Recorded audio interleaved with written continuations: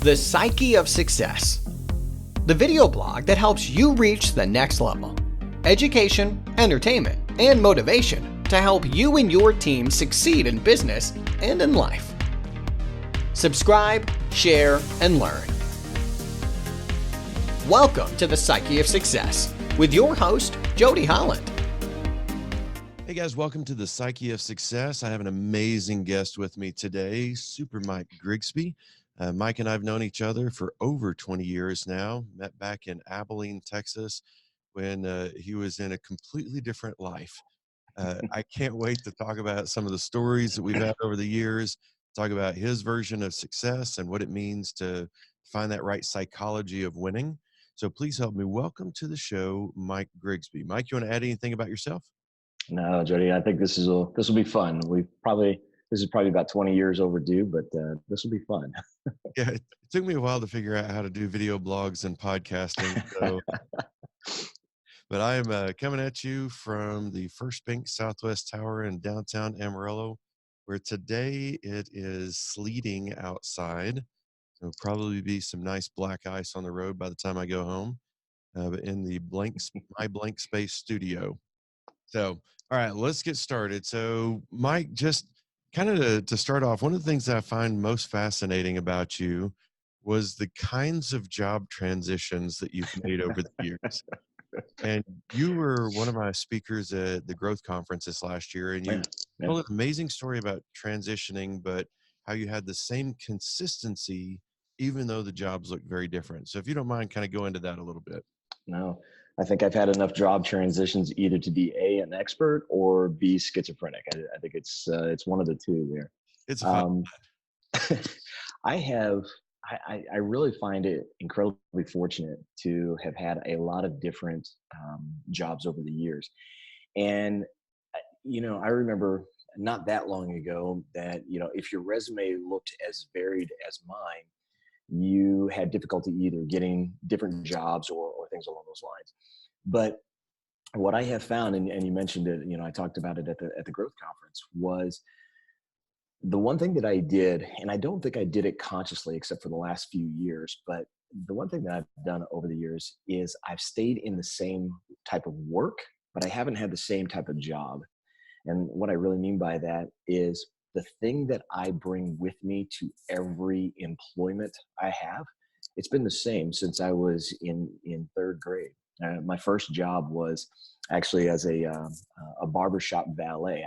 I'd sweep the hair off of people as they got out of the chair, sweep the hair around the floor, and do anything else. I didn't do shoe shines or anything, but it was general cleaning and cleanliness in the shop. And I did that when I was 8 years old. Made $5 a day plus tips. You know how many video games you can play with $5 a day at 8 years old? Well, and when I say back at that time, because that was in the 70s, right? It was.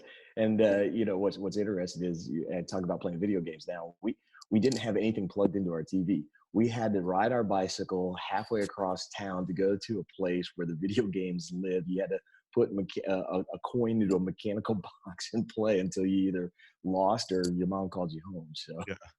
But yeah, that was my first job when I was in third grade. And even then, what I really focused in on was how do I bring additional value and how do I bring additional service to my employer? And I've done that over the years. I talked about it at the growth conference. It's job versus work. And too many of us have a focus and a mindset on job, and we don't concentrate enough on our work. What is it that we're actually bringing to the table? Yeah, I love that idea. And I didn't realize you actually started work at 8 years old. You and I started about the same time, but mine was cutting grass and raking leaves and doing whatever odd jobs I could con people into paying me for. And you're right on the video games. Our place was Pizza Hut. That was the only place that had video games in town. But we had a tap house. It was a bar, and before 5 o'clock, kids could be in there, and after 5 o'clock, you got kicked out. So you went to the bar at 8 years old to play video games. I did, and taught all the adults how to play. So one of the things I liked about what you said a second ago is job versus work. And I've been very big on when you find your purpose, you never feel like you're working. And, I think when I was young, it wasn't that at 7 years old, I'm like, oh, I dream of cutting grass. That's my ultimate destiny. But that's the job. What I did love is I loved making things better. And you and I think have that in common in that I would take a yard that looked horrible and I would make it look better. I would edge it just right. I would, Right. cut the grass. By 10 years old, I'd figured out how to like weed eat designs into the yards, and people would pay extra to have like a Texas A&M logo or a UT logo put in their yard. A couple of guys wanted OU, but I had to charge Yeah. extra for that. Yeah. So now you think about that. You went from barbershop valet, and when I met you, you worked for a company called Dunivant Mentor, and Mhm. you were their chief web designer. And this was in 1995. I believe we met in Yeah. February or March of 95, because my job that I was tasked with when I was with that consulting company was, hey, you're the youngest, get us a website. I didn't know, I didn't have an email address, by the way, at Yeah. the time. So I didn't know Yeah. what a website really did for us. And I reached out to everybody in the Yellow Pages in Abilene, Texas, and you guys called us back. Nobody else Right. called us back. No, nobody called you back. Yeah, so you guys came and did the pitch, and I remember sitting down with you and just thinking, "This guy's a freaking genius. Holy crap, look at all the stuff he knows." And I was just so in awe of what you knew about, the Internet of Things before there was an Internet of Things. Well, it was interesting, and a lot of that knowledge came by way of survival. Um, I had actually started that job as a graphic designer even before we knew what the .com was and what the internet really was from a graphical standpoint. And um, I actually got the title of new media director because we didn't know what to call the internet, so it was new media at the time. And That's I I was the youngest guy in the shop too, and it's basically that's how I think I got the title by proxy. But there was a lot of knowledge to be gained back then, and it was moving fast, and the ability. And I think this goes right back to the job versus work, right? There were others, not only in the shop that I worked in, but around the industry who were graphic designers who couldn't make the transition into web because it wasn't what they were trained to do. They didn't feel comfortable in it. They didn't like it. And I think one of the things when you think about job versus work, the one thing that you really have to embrace in that is change. Change brings challenge, but it always brings opportunity. And if you're willing to step up, I remember once I got the title of new media director, I sat many late nights with a instruction book on my lap and a mouse in my other hand, just trying to figure things out and learn it. And because of that, one, the tenacity to be able to do it, and two, like I said, the survivability. I didn't want to get fired, and that combination really helped solidify my ability to do that. And we were one of the fastest growing internet companies in Abilene at the time, and we got the chance, just because of embracing that change, we got that the chance to do a lot of different websites, and those websites led to marketing, and marketing led to more graphic design, more so, and it was just really good time. yeah, and it all fed off of each other. And Yeah. when I worked with you guys, I mean, I remember meeting the other folks, and I was like, "Oh, they're nice." And with you, I was like, "Oh my God, he's so smart."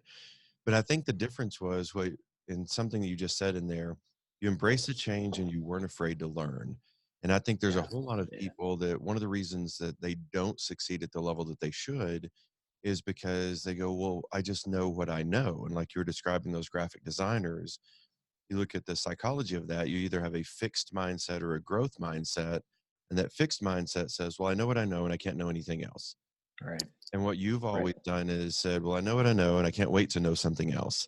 Yeah. And so you're always looking for that next thing because kind of fast forward a little bit in this, I lasted about 7 months at that consulting firm. I lasted as long as my awesome boss was there. When he left and I got a horrible boss, I kind of had done this transition a couple of times where you go from really great leader to not great leader. And I just went, somebody needs to fix this. And I went, well, it might as well be me. And so I thought, I'll just jump ship and I'm going to fix leaders for the rest of my life. And I've been doing it now for over 2 decades. But when I first jumped ship, I still needed a website. So we just done this deal with Conley and Company, with you guys with Dunivant Mentor. And I reached back out to your boss and said, I really need a website, but I don't have the money, because I knew what we had paid for the website. All right. I said, can we do some kind of a trade? And we worked out a deal where I was going to teach you to sell. And in exchange for that, you guys were going to build me a website, or help me get a website. And so, do you want to talk about what your perspective of that first sales trip was? Just a little bit, because we went to Austin. We did. We went to Austin, and that was what, about a 5-hour drive Yeah, from Abilene, about 5 thereabouts. with traffic. It would have been 4 if it were for Austin traffic. But So anybody who wants to know the rest of the story, it's definitely worth it. Come to Amarillo. Let Jody tell you the story. It's definitely worth it. And alcohol probably should be involved as should be. Yeah, you telling gotta the story. But what was really interesting is, going through college, I had a job as a telemarketer. So, quote unquote, selling wasn't anything new to me. I had comfort in front of people, and so that wasn't a problem. But the mechanics of it was something that I didn't know, and certainly the other people in the office, they didn't know that. And not only did they not know it, but they were vehemently opposed to learning it. They did not want to be salespeople. They were designers. They were creatives. They didn't want to have yeah. anything to do with that side of it. And so you and I actually connected better than anybody else in the office, just because, like I said, I had a capacity and a penchant for learning. Yeah. So we took that first trip, and I'll let the audience know that I took that trip under the assumption that we had an appointment with a prospective client 5.5 hours away, or 5 hours away. Silly Mike. We pulled in. We had a great conversation going down. We pulled in. Well, actually, I guess we were right around the corner. Jody calls the customer and asks for the person we're supposed to be meeting, gets his voicemail, and I hear him leave this message. Hey, you told me to call you if ever I was in town. We just pulled into town and would love to meet with you. Click. So I was a little dazed and confused. Wasn't sure how we ended up in Austin at that point. We literally drive around the corner 2 minutes away after that call, walk into the office. Jody tells the receptionist, hey, I left a voice message for this guy earlier this morning, which is like 30 seconds ago. And happenstance is the guy is in the lobby walking out of the bathroom. We meet up with him, and we spent, I think it was the next 2.5, 3 hours there at the office, and end up with a massive contract, massive selling opportunity. And I was so blown away by Jody's ability to kind of jump without a parachute, if you will. I thought you were going to say bullshit, but I was trying to keep it clean for the kids. Got it. But kind of jump without a parachute, and it wasn't. I think a lot of people mistake that for you were brazen and kind of had no planning or anything else. And I think the reality, it goes back to the job versus work, right? Mm-hmm. I think there is a lot of merit in being very methodical and planning out and orchestrating your sales meetings. I think there's a lot of merit in that. But I think it's also a lot of merit to trust in your ability to do what people don't think is possible. And sometimes, and I have found this over my 30 plus career in business, I have found that it's better to do things sometimes before your mind has time to think about it and talk you out of doing it. That's and that sounds a little maverick, but at the same time, I think it's the mavericks that have really helped us solidify new markets and identify emerging technologies, emerging opportunities. So long story short, we ended up with that account, and I came back, and the conversation back, the 5-hour conversation back, was very different than the 5-hour conversation going there. I was full of questions, and I think over the next 30 days, Jody, I don't remember what the total number was, but it was Yeah, 20 plus 27 books, is what I remember. 20 plus books that I read in 30 days because I was just had a voracious appetite for understanding everything. And it was, I mean, there were books like the 1 Minute Manager series and things like that, but how to sell, the Little Red Book of Selling, or Yeah. things like that. So it was, that was the start of a great relationship and a great career. Yeah, and one of the things I want to kind of add in there, because I do teach sales now, but one of the things that we did is we didn't go in there with any preconceived idea of what we were going to Right. sell. And that's the way that I've pretty much always sold is I go in and I connect with a person and I ask a bunch of questions, and then they start selling us on doing business with us. And if you remember, like he walked us from the ground floor to the second floor. Yeah. And by the time we got there, we'd had an hour of conversation on the ground floor. He goes, "This is Jody and Mike, and they're expert trainers." Nobody had ever used the word expert in our Or conversation. trainer. Or trainer. And then that guy walks us from the second to the third floor and goes, "These guys are experts in the very thing that we're trying to do." And if Yeah. you remember, they asked the question, and I've never been afraid of learning or failing, to be honest. And they asked the question, "Are you guys currently certified in this program?" And my response was, "Not currently." You had never heard of the program. No, we got him to loan us the books and the videos and the PowerPoints. And man, I knew that program forwards and backwards. But there's one other piece of this that I remember thinking we were such a dynamic duo in that conversation. I was like, I got to convince this guy to go to work for me. I had no idea how I was going to do it or how I was going to pay you, but I had to convince you to go to work for me. And we went to that Thai food place. If you Oh remember, yeah. Oh yeah, I do. right in the middle of the conversation, I'm like, I'm selling you on how great it would be to be a part of my company. And I take a bite of one of those death peppers and not realizing that I just stuck that thing in my mouth. Uh, I just went, just let gravity take over. just let gravity take over. I drank my water. I went and got some more water. I'm like, somebody have milk. Like I So completely blew through that whole like impress Mike thing at the time. what was I think was funniest about that was that the menu was a picture of like 3 peppers for the dish that you ordered. So it came as no surprise. Hey Jody, I want to circle back to something you said just a minute ago. And we talk about it from a sales standpoint, not having a preconceived notion of what you were going to sell going in. And that sounds odd. If I'm a widget salesman, why wouldn't I go into my customer expecting to be able to sell widgets? And I think it has more to do with the fact that you already know what you know. You already know what you can deliver. But the more that you're able to spend time listening to what the customer's real challenges are, Yeah. Zig Ziglar talks about, there were a million quarter-inch drill bits sold last year. Nobody wanted a quarter-inch drill bit. Everybody wanted a quarter-inch hole. And it's understanding the customer's need. The other thing that I wanted to really point out is this isn't just about sales. Mm-mm. When you are going in for a job interview, yes, you already know what the job description is.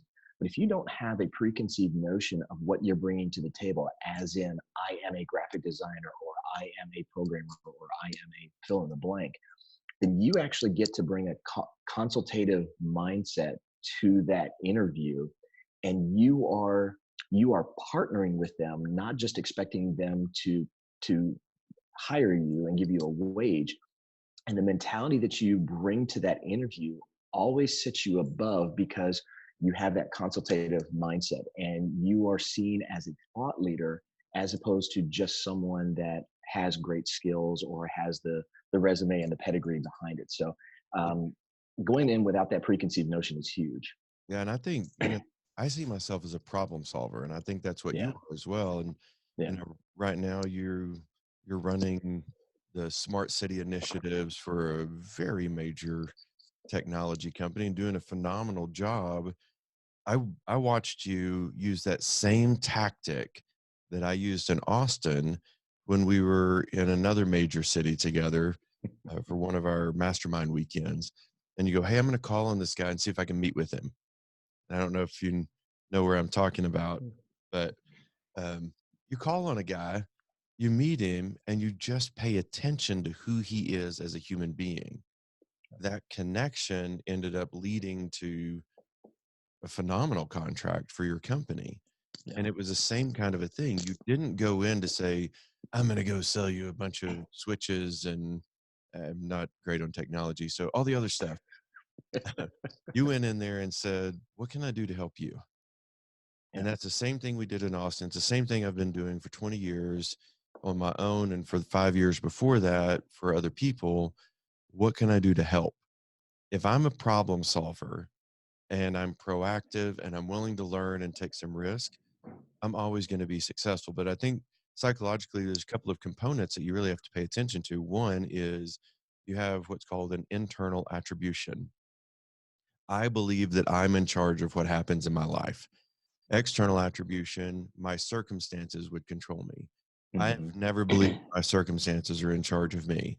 Yeah. I'm in charge of me. I decide what I'm going to do.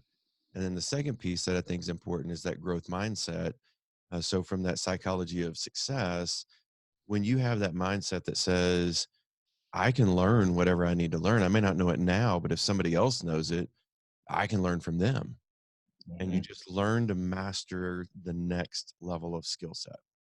And Yeah. so I've seen you do that over and over again for the last couple of decades. And I know you did it before that. So it wasn't brand new to you. Just like what you talked about, you went from graphic designer to I'll just study some books and figure it out. One of the projects I was most impressed with you on, and I know this was not one of your major projects, but you and I, if you remember, we had written all of these phone scripts for sales. Hmm. If you're calling on somebody that you've never met, if you're calling on a referral, we had all this stuff. And then we started tracking what are the normal things that people say to Yeah, reject. all the objections and Yeah. rejections. Yeah. And then what would we say back that was working to convince them? So we had poster boards all over the place with these scripts. And one night you go, this is not organized. And you stayed up like all night. And the next day I show up and you had taken you built in Flash Oh, this way gosh. to do a software program. And you showed me this deal. I'm like, oh my gosh, that is the most amazing thing I've ever seen. And it was so incredible what you had done, because you would like have an A to Z that you could hit on your keyboard, or you could click it on the screen and it would go to that script, and then your standard objections were on the side, and then you click on the objection when they say it and it would take you to the rebuttal. Yeah. And I asked the question, can you make that an executable file so that we can sell it when we go to our sales And we sure did. conferences? Yeah. And we sure did. And you went, yeah. And you did it. And then we would do, just so you guys know, whenever you go to a conference, like we were a part of it was a distributorship for assessments, great company. We would go and we would rent a really big suite, and we would host every night meetings in our suite for all the other people who were salespeople for this. And then we would sell these software packages of the phone script. We do a little demo of the phone script, tell people about how it would work. And I think we sold them for like 50 or 75 bucks. I can't No, remember. it wasn't much. Yeah, it wasn't much. But we always made more money than it cost us to both get to the conference, pay Yeah. for the travel, pay for the hotel, eat nice meals. Like Yep. Talk we, about bootstrapping. yeah. Like, so I think the other thing that I've seen from you, and that I've tried to always adapt and model in my business, is your creativity, your ability to take something in your head and turning it into something that people will pay you for. That's the essence of success, is an idea. A thought is a thing. And Yeah. we did that over and over and over again. And I've recreated that call script thing a few times for companies and used it to teach people. And then you and I also came up with this sales interview form, Yeah. and it took Yeah. away the sales pitch. And that's still at the core of what I teach in sales mastery, is that a way to just ask questions so that people want to buy from you. Nobody wants to be sold. Everybody loves to buy. Yeah. And you talk about what does success look like. So I've said for years, and it's worked for me. And every time I share it, people can identify with it. But success is really about getting out of your own way to the point where you can maximize what your potential is. Like the minute you stop putting in limitations on what you think you can do, like, well, you and I were talking about this just the other day. We caught up in where was that, Dallas? We caught up in Dallas, and we were talking about this. And I said, do you know how to play saxophone? You're like, no.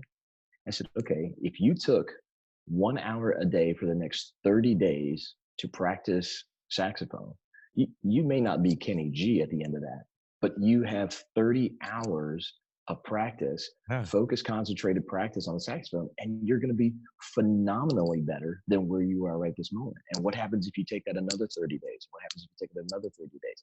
And the idea is not, it's not that you suddenly wake up and you're successful. It is literally putting one foot after another and building upon everything that you're doing. It's, the old saying is, would you rather have $3 million today or a penny compounded daily for 30 days? Well, you could take 3 million now, or you get more than 3 times that amount if you compound it over time.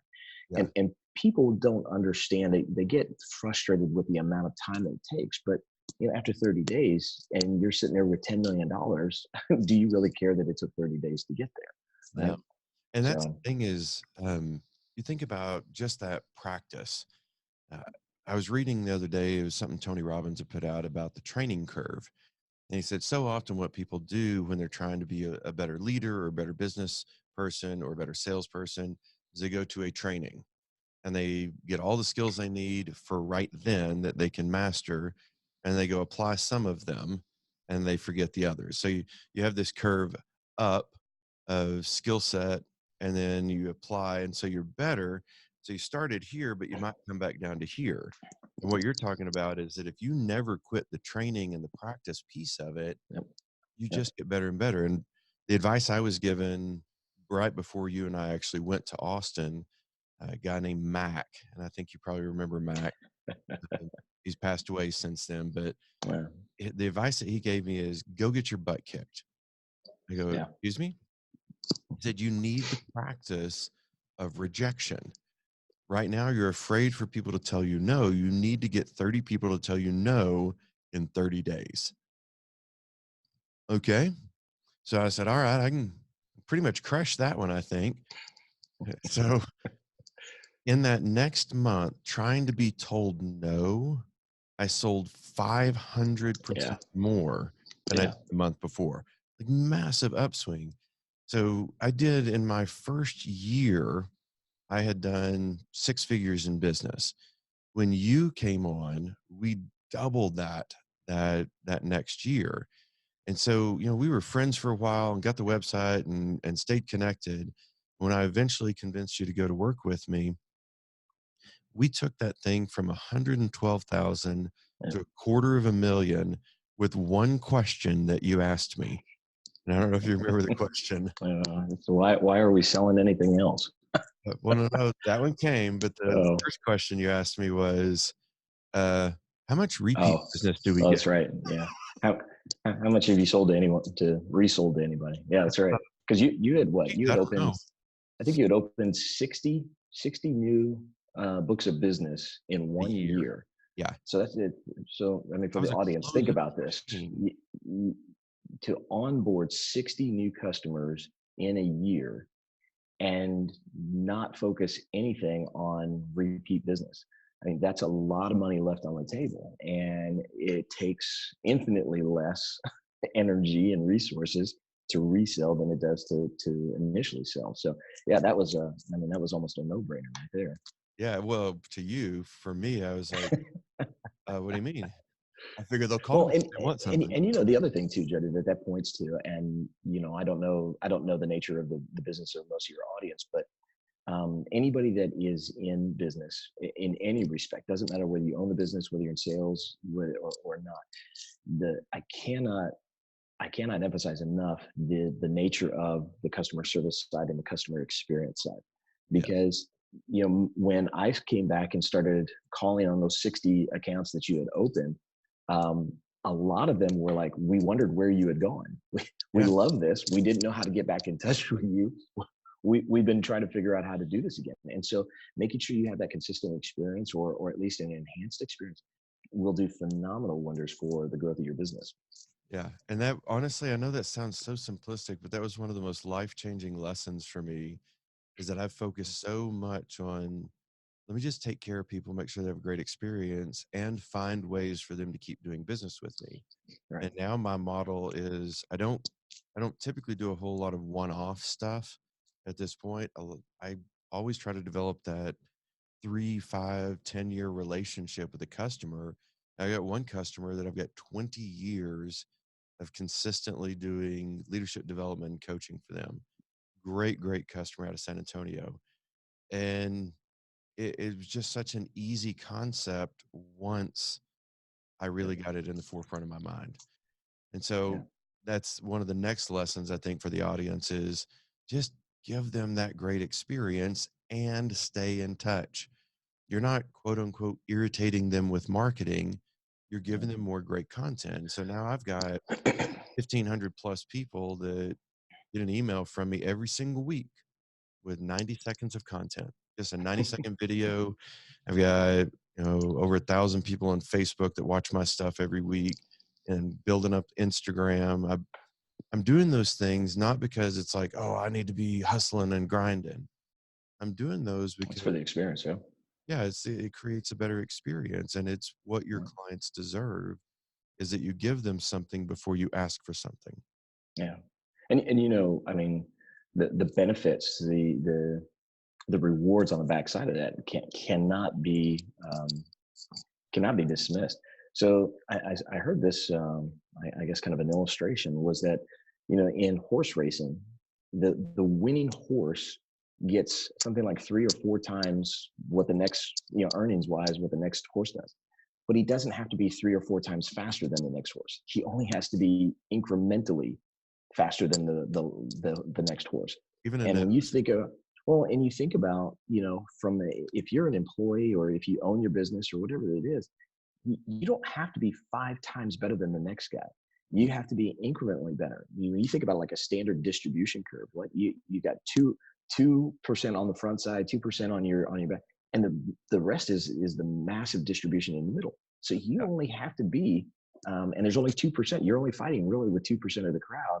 If yeah, you can get your experience up to a level that is incrementally better than the massive crowd. So yeah. I think I said that right. I think he did too. I mean, you think about, Steve Jobs actually talked about when the iPhone came out, BlackBerry ruled the world as far as Hmm. smartphones go.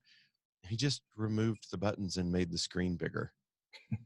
Like, that sounds like such a dumb little thing to do, but now people are competing about how far they can get their screen to go. If Hmm. I was messing with a Samsung phone the other day, and like wraps around the edge of the phone. Like, so I can watch part of a movie on the side of the phone and the rest on the front of the phone, and it's incremental. It's not Yeah. massive change. It's Yeah. that small creativity, those small little lessons that make the biggest difference. Like, hey, do we call on our existing customers at all? Maybe we should do that. I You know, remember reading. I remember reading the book several years ago, but I reading the book of I think it was called The Millionaire Next Door, yes, and it was talking about the number of millionaires that are in the United States, and it only focused on the U.S. But it was some incredible percentage, like 90% or 95% even of those millionaires are first generation millionaires. And it wasn't that they won the lottery or anything else. It was they owned a dry cleaning service, or they owned a self storage unit, or they owned some waste management, or a house cleaning service.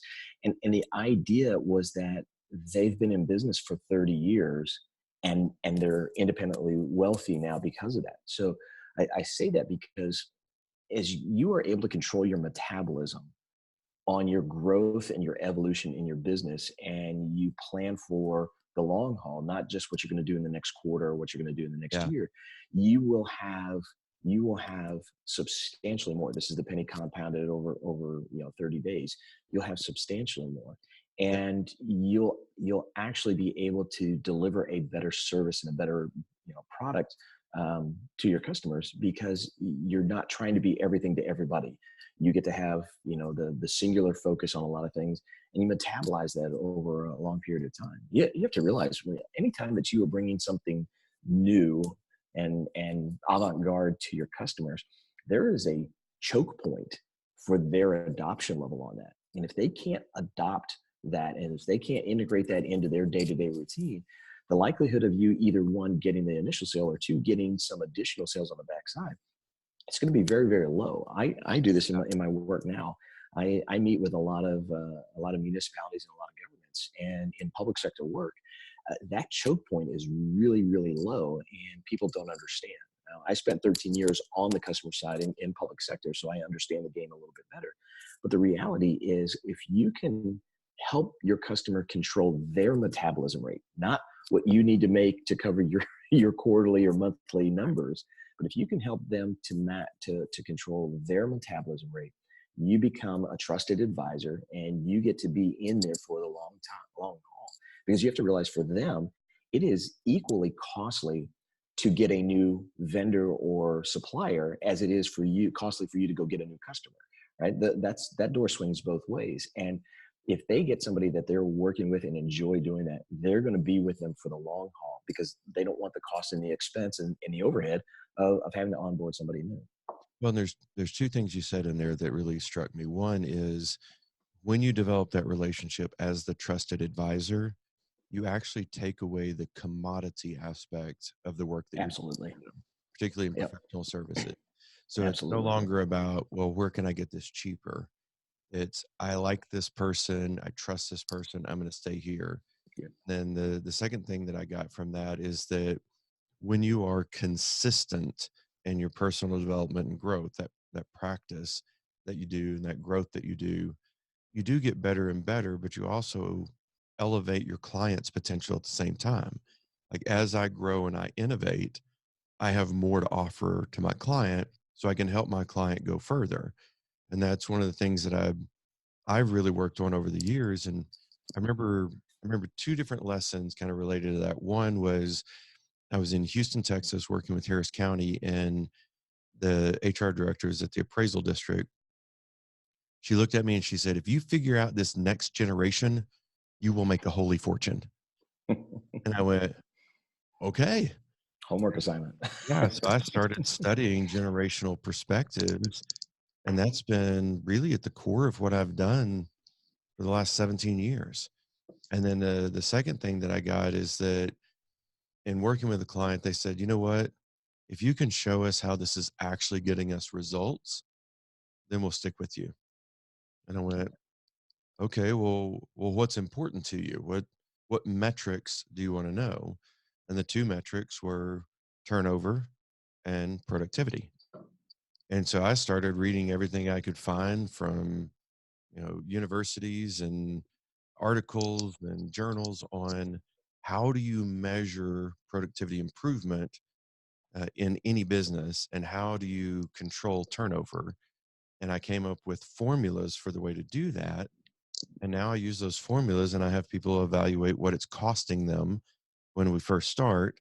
And then at 6 months and a year and 18 months and 2 years, where we're at, so that I can demonstrate what I bring to the table is typically a 20 times ROI or better. So for every dollar they spend with me, I'm going to make them an additional $20 or more on their net profit, their bottom line. Yeah. What's cool is, I would not have done that had I not just been willing to figure out how to learn stuff. There's people doing training for the last 30 years of their life. They're like, "You know what? You can't really measure training, but I'm the best. Just trust me." I'm like, no, measure it. Businesses want you to measure it. There's MBAs everywhere. They want to know. So I think that practicing mind concept it applies to the way that you learn, the way that you grow, the way that you do business every day. And it's Well, consistency. I can attest that this isn't just about business, right? The rewards don't come in business only. This is human nature. And I spent 11 years. This. I spent 11 years as a police officer in a major metropolitan city. And my time on the streets, I brought this same mentality to my work, and I started learning about the area that I patrolled. I just didn't go in and just respond to 911 calls. I started learning, why is this neighborhood like this? What do these people like? What's special about this? I started learning key Spanish phrases because I had a lot of Spanish speakers that I would come in contact with. I learned how to pronounce people's names. I would add this. I would bring this value added service to it. And 3 years on the streets as a patrol officer before I came inside as a detective and so forth. But 3 years on the streets. During that time, I patrolled 2 of the top 10 most murderous zip codes in the United States.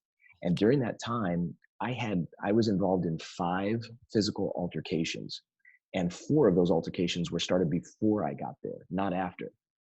And so it is measurable because the number of complaints that I had versus other people who had come on either before or after I did and were patrolling in the same area was substantially lower. In fact, in 3 years, I had 1 complaint filed against me that was completely made up by the guy because he was embarrassed, right?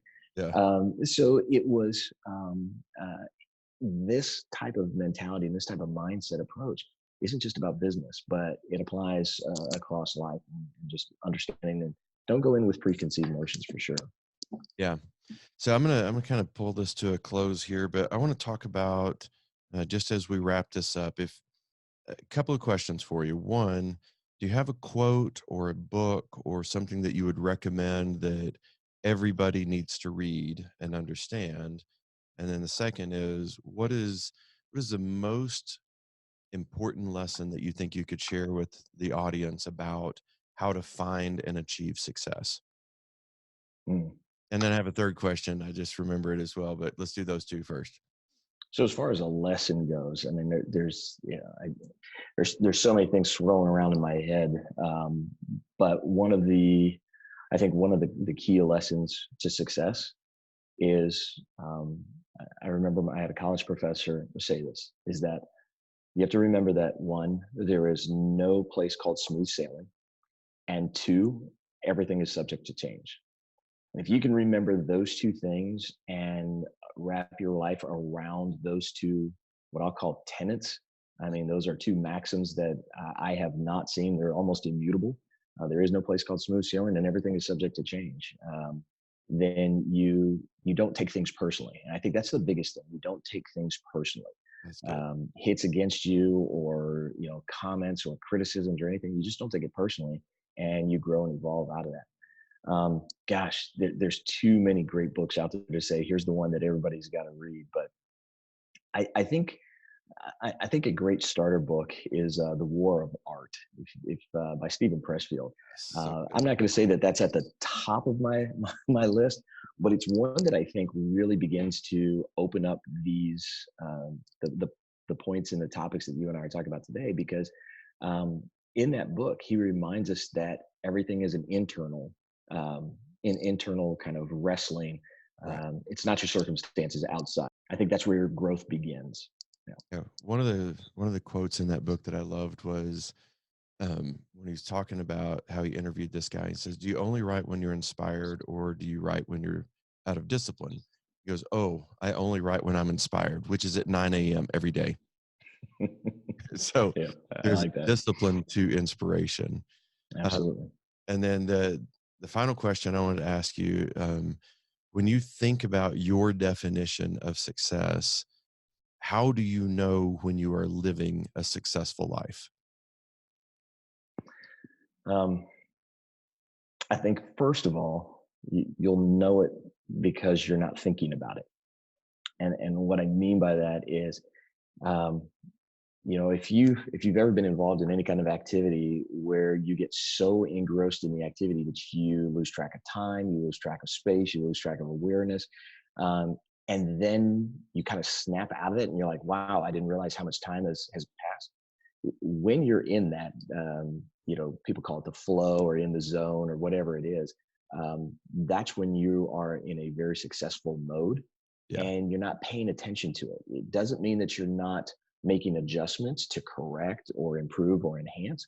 You're just not aware of the things that you're doing. And that is a successful time. I mean, most of us can probably attest to the fact that when we are most stressed in our jobs, in our lives, in our endeavors, is when we're overthinking what we should be doing in those endeavors. That is not a successful life. You said it early. You said it early on. If you're doing the thing that you love, or something to this effect, if you're doing the thing that you love, you don't work a day in your life, right? Right. When you're stressed because you're thinking about where you should be, and you think about where you ought to be, what you could be doing, that brings a level of stress on it. I mean, you think about it. And I used to say this to my wife, when we got married early on, she's like, we should be at this point in our marriage, and we should be. I said, in the history of the world, there's never been the two of us joined together in holy matrimony. Who's Right. to say where we should be? And the same thing, if you're on this continuum, never in the history of the world have you been at this place before. So how do you know where you're supposed to be? Just back it down, enjoy the process. And I think that's living in that present moment. I was having a conversation the other day with a newscaster. I do a little deal on the Fox station here in town. Every Monday I go and do what's called Leadership Corner, and I came up with this idea and did it for the show that's actually going to air next week. And that is that your present moment that you're in, how you evaluate where you were, your past, will determine how you evaluate where you will be, your potential in the future. Yeah. So if you just stop evaluating the past and live in this moment, then you don't have to be worried about where you should be. You're right here. You're not thinking about the future. You're not thinking about the past. You're just in this moment doing what you do right now. A good friend of mine is a former NFL player. Played for the Kansas City Chiefs for a long time, and he had to step away from the game because of where his mind was taking him and getting super stressed on it, and he didn't enjoy it as a game anymore. And he said what he learned to do after that was, he said, his whole career was he was at A chasing B. Yeah. And that's like trying to chase the horizon. You never get there. Right. And he said what he learned to do was stop chasing B and just make A bigger and better. And I think that's a great approach to life. That is. Well, Mike, we've got some great things from you today. I really appreciate you being on. If you guys make sure you look at the show notes, I'm going to have some good references to little lessons learned in there. If you are interested in learning more about Mike, he and I actually wrote a book together called Turn Me On, The Art of Presenting.